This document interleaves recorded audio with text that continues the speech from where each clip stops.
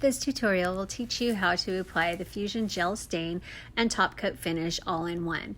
I am going to show you the technique that I use to apply this, and in this tutorial I was applying it to my dining room table.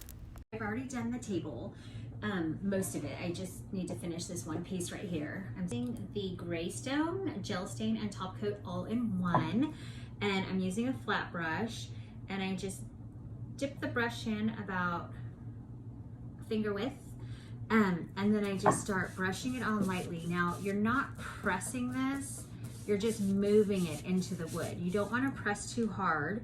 And then when you blend it, especially, you want to just lightly, just use the brush tips and feather it in.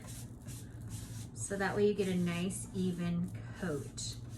Now, I sanded this. I was going to stain this with a black, like ebony stain, and it was a little too dark. I liked the lighter on the top because the base is Antoinette pink, anti-slime chalk paint, and I just wanted a lighter finish on top.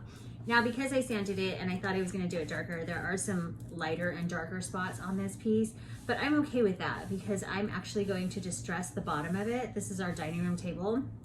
I'm going to distress the bottom of it and give it more of a distressed shabby chic look.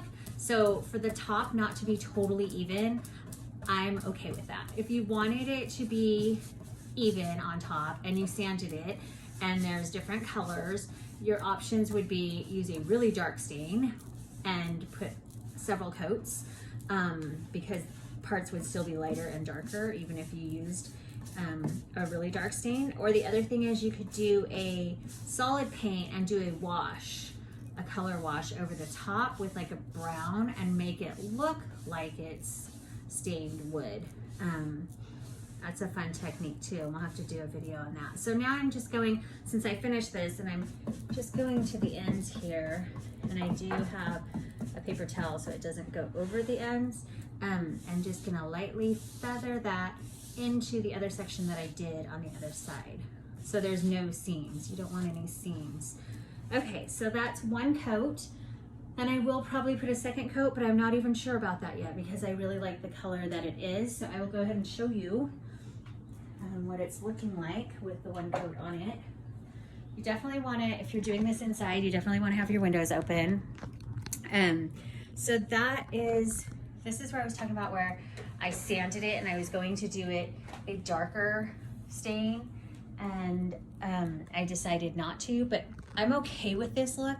I kind of like it, just because it really looks worn, but it has color to it now. So I'm really pleased with the way that it turned out.